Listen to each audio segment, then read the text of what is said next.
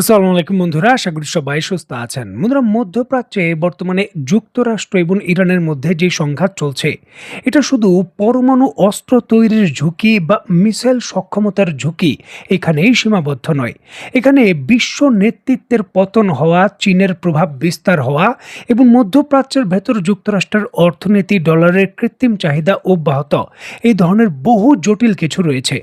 মধ্যপ্রাচ্যের মোটামুটি জিসিসি-ভুক্ত সকল দেশগুলোই ধনী দেশ, আর এখানে যুক্তরাষ্ট্রের রপ্তানির বাজারও অনেক বড়। দেখুন, হিসাব বলছে ২০২৫ সালে যুক্তরাষ্ট্র এই মাত্র কয়েকটি দেশের ভেতরই $১০০ বিলিয়ন বেশি পণ্য রপ্তানি করেছে, যা ভারতের বৃহত্তম বাজারের কিন্তু প্রায় কাছাকাছি। এছাড়াও ২০২৪ সালের তুলনায় ২০২৫ সালে রপ্তানির যে পরিমাণ, সেটা আরও প্রায় ১৬% বৃদ্ধি পেয়েছে। মানে এই বাজার আরও বাড়বে। এগুলো তো শুধু সাধারণ যে সকল পণ্য রয়েছে সেটা রপ্তানির বিষয়। যদি সামরিক বিষয় চিন্তা করা হয়, তাহলে লকহিড মার্টিন এবং বোয়িংয়ের মতো বড় কোম্পানি এখানে $1 ট্রিলিয়ন ব্যবসা করেছে।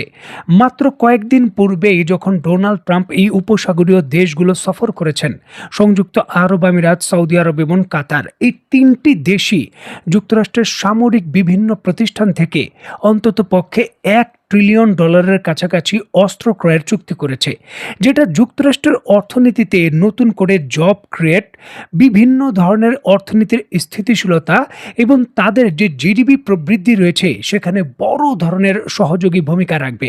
দেখুন, ইরান যুক্তরাষ্ট্রে সরাসরি আক্রমণ না করেও যুক্তরাষ্ট্রের এমন ক্ষতি নিশ্চিত করতে চায়, যেটা যুক্তরাষ্ট্রের আগামী 10 বছরেও কিন্তু হারে হারে টের পেতে হবে। আর এই জন্যই ইরান একটি ঐতিহাসিক সিদ্ধান্ত নিয়েছে। অত্যন্ত গুরুত্বপূর্ণ এই বিষয়টিকে কেন্দ্র করে স্ক্রিনে নিশ্চয়ই আপনারা দেখতে পাচ্ছেন, ইরানের রাষ্ট্রায়ত্ত সংবাদ মাধ্যম প্রেস টিভি, তুরস্কের সংবাদ মাধ্যম তুর্কিয়ে এবং অন্যান্য বড় সংবাদ মাধ্যম নিশ্চিত করেছে আইআরজিসি রিসেন্টলি নতুন একটি অর্ডার বা দিক নির্দেশনা দিয়েছে। আগামী 12 ঘন্টার ভেতরে মধ্যপ্রাচ্যের ভেতর যুক্তরাষ্ট্রের যত বড় বড় বাণিজ্যিক কেন্দ্র রয়েছে, সকল কেন্দ্র থেকে সকল ধরনের নাগরিকদের সরে যেতে বলেছে, খালি করতে বলেছে, সেগুলো সকলগুলোকে টার্গেট করা হবে। দেখুন, পরিষ্কারভাবে আইআরজিসি ঘোষণা দিয়েছে যে ইন্ডাস্ট্রিয়াল মানে যুক্তরাষ্ট্রের বাণিজ্যিকরণ, যত ধরনের অফিস বা গুরুত্বপূর্ণ স্থাপনা রয়েছে মধ্যপ্রাচ্যের যত দেশে, সকল স্থাপনা থেকে দূরে সরে যান এবং এমন দূরে সরে যান যে যদি মিসাইল হিট করে আপনার কোনো ক্ষতি না হয়। যদি সাধারণ মানুষের ক্ষয়ক্ষতি হয়, তাহলে এক্ষেত্রে ইরান দায়ী নয়। এমন ঘোষণা দিয়েই কিন্তু এই দিক নির্দেশনা জারি করেছে। আর এটাই কিন্তু যুদ্ধক্ষেত্রের আরেকটি নতুন স্তর।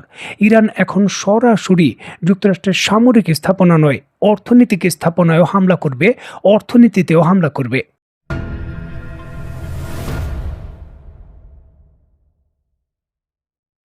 দেখুন, ইরান আগামী 12 ঘন্টার ভেতরে মধ্যপ্রাচ্যে ছড়িয়ে ছিটিয়ে থাকা যুক্তরাষ্ট্রের গুরুত্বপূর্ণ বড় বড় যে সকল ব্যবসায়িক প্রতিষ্ঠান রয়েছে তাতে আক্রমণ করবে। এই ক্ষেত্রে 12টি তালিকা কিন্তু প্রথম ধাপে তারা সিলেক্ট করেছে যে এই 12টি প্রতিষ্ঠানে তারা আক্রমণ করবে। তার কয়েকটি আপনাদের আমি বলতে চেষ্টা করছি। মধ্যপ্রাচ্যে বিভিন্ন ধরনের যে সকল ব্যবসায়িক প্রতিষ্ঠান রয়েছে যুক্তরাষ্ট্রের, তাতে হামলার 1 নম্বরে রয়েছে লিস্টের লকহিড মার্টিন, যেটা আম্মান এবং আবুধাবিতে তাদের সদর দপ্তর আছে। বোয়িংয়ের কোম্পানিতেও হামলা হতে পারে, যেটা আম্মান এবং দুবাইতে রয়েছে। মাইক্রোসফটেরও হামলা হতে পারে, যেটা জর্ডানের আম্মান এবং দুবাইতে রয়েছে। ওরাকলে হামলা হতে পারে, যেটা মধ্যপ্রাচ্যের সকল ডাটা সেভারের অন্যতম গুরুত্বপূর্ণ। অ্যাকশন মোবিলের যত ধরনের প্রতিষ্ঠান আছে এবং সদর দপ্তর, বিশেষ করে জর্ডানের আম্মানের ভেতর অ্যাকশন মোবিলের অন্যতম বড় সদর দপ্তর আছে, সেখানে হামলা হতে পারে। এছাড়াও হামলার একেবারে প্রথম দিকের তালিকায় রয়েছে ব্যাংকগুলো। যুক্তরাষ্ট্রের ভিত্তিক যে সকল ব্যাংক রয়েছে মধ্যপ্রাচ্যে, তাদের বড় বড় যে সকল প্রতিষ্ঠান রয়েছে সেখানে হামলা হতে পারে। এছাড়াও অ্যামাজনের মতো যে বড় ওয়েব সার্ভিস কোম্পানি রয়েছে আম্মানের ভেতর, সেখানে হামলা হতে পারে। অ্যানসো গ্রুপ আবুধাবি, সেখানেও হামলা হতে পারে। KKR দুবাই, এছাড়াও বস্টন কনসার্টেন্ট গ্রুপে হামলা হওয়ার তীব্রভাবে সম্ভাবনা রয়েছে। কারণ দেখুন, এই তালিকা ধরেই প্রথম ধাপের যে মিশন বাস্তবায়নের তার সিদ্ধান্ত নিয়েছে আইআরজিসি, আর তার জন্যই কিন্তু তারা এই সতর্কতামূলক যে বার্তা সেটা দিয়েছে।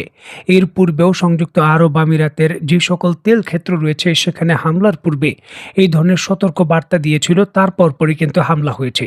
সুতরাং যুক্তরাষ্ট্রের মধ্যপ্রাচ্যের এই যে বড় বড় কোম্পানির সদর দপ্তরগুলো রয়েছে, এগুলো প্রচণ্ডভাবে এখন ঝুঁকির মধ্যে রয়েছে আজকে সারা দিন। শুধুমাত্র আপনারা এমনটাই দেখবেন, সংযুক্ত আরব আমিরাত এবং জর্ডানের ভেতরে কিন্তু মোটামুটি ১২ ঘন্টা পার হয়ে যাওয়ার পর দুপুর থেকেই সন্ধ্যা লাগাত হামলা শুরু হতে পারে এবং আজকের সারাদিন এই ২ টি দেশে ইরানের পক্ষ থেকে সবথেকে বড় হামলা হওয়ার সম্ভাবনা রয়েছে, তেমনটাই কিন্তু জানা যায়।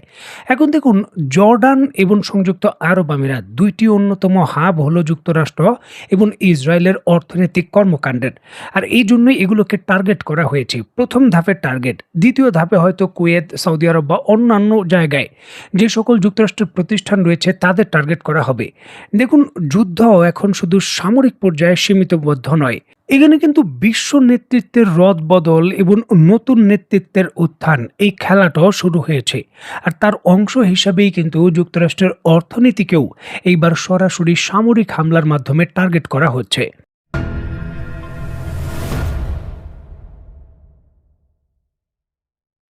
দেখুন, কৌশলগতভাবে যখন ইরানের সঙ্গে সরাসরি সংঘাতময় পরিস্থিতি বা সংঘাত শুরু হবে, একেবারে প্রথম থেকেই এই জিনিসটা কিন্তু অনেকটাই নিশ্চিত করেছিল পৃথিবীর বিভিন্ন সংবাদ মাধ্যম এবং থিঙ্ক ট্যাঙ্ক, যে চীনের এখানে ইরানকে সহযোগিতার একটা বড় মাত্রায় অংশগ্রহণ থাকবে।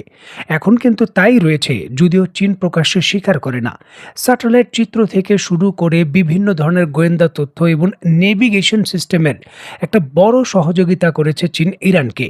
আর এখন কিন্তু জিনিসগুলো একেবারে দৃশ্যমান, যে ইরানের যুদ্ধ এবং মধ্যপ্রাচ্যের এই ক্রাইসিস, এখান থেকেই যুক্তরাষ্ট্রকে বড় ধাক্কা দেওয়া এবং নেতৃত্বকে ছিনিয়ে নিতে চীন মাস্টার মাইন্ড পরিকল্পনা করছে। দেখুন, ব্যক্তিগতভাবে আমি বহুদিন ধরে ইরান কেন্দ্রিক এবং এই ইস্যুটিকে কেন্দ্র করে খুব কাছ থেকে দেখে ভিডিও তৈরি করি। কিন্তু হঠাৎ করে হরমুজ প্রণালীকে কেন্দ্র করে ইরান যে ঘোষণাটা দিল, যে হরমুজ প্রণালী দিয়ে যদি কোনো তেলবাহী জাহাজ যেতে চায় যেতে পারবে, তবে তাদের অবশ্যই তেলের মূল্য পরিশোধ করতে হবে চীনা মুদ্রায়, চীনা ইয়ানে, এটা কিন্তু সরাসরি আমাকে চমক দিয়েছে এবং অন্যান্য যারা সামরিক বিশেষজ্ঞ রয়েছেন তারাও কিন্তু চমক পেয়েছেন। কারণ এটাই পরিষ্কার ইঙ্গিত যে চীন এখানে কি ধরনের গেম খেলছে এবং ডলারের বিপরীতে তাদের মুদ্রাকে দাঁড় করানোর যে সুস্পষ্ট ধাপে ধাপে কৌশল রয়েছে সেটা বাস্তবায়ন করছে। দেখুন, আগামী কয়েকদিনের মধ্যেই যুক্তরাষ্ট্রের প্রেসিডেন্ট ডোনাল্ড ট্রাম্পের চীন সফরে যাওয়ার কথা, যেখানে নিশ্চিতভাবেই যুক্তরাষ্ট্র এবং চীনের মধ্যে কঠিন একটা দর কষাকষি হবে। সেটা মধ্যপ্রাচ্যের পরিস্থিতিকে কেন্দ্র করে শুরু করে একেবারে ইরানকে সহযোগিতা এবং বিশ্বব্যাপী এই যে চীনের জ্বালানি সরবরাহের উপর যুক্তরাষ্ট্র সরাসরি আঘাত করছে, এই ইস্যুগুলো আসবে। সেই দর কষাকষিতে চীন তার শক্তিশালী অবস্থান ধরে রাখতে চায়। আর এই ক্ষেত্রে যুক্তরাষ্ট্রের অর্থনৈতিক যে সকল বড় বড় সেন্টারগুলো রয়েছে মধ্যপ্রাচ্যে, ইরানের নতুন করে এই হামলা অবশ্যই সেই দর কষাকষিতে চীনকে শক্তিশালী অবস্থান দেবে আর যুক্তরাষ্ট্রকে নিয়ে যাবে একটি দুর্বল অবস্থানে। দেখার বিষয়, এই যে নতুন খেলা একটা শুরু হলো, এই খেলার চূড়ান্ত যে ফলাফল সেটা কি হয়। তো বন্ধুরা, আজকের মতো বিদায়, নতুন কোনো ভিডিও নিয়ে আবার দেখা হবে। সে পর্যন্ত সবাই ভালো থাকবেন, সুস্থ থাকবেন এবং বাংলাদেশকে ভালোবাসবেন। আল্লাহ হাফেজ।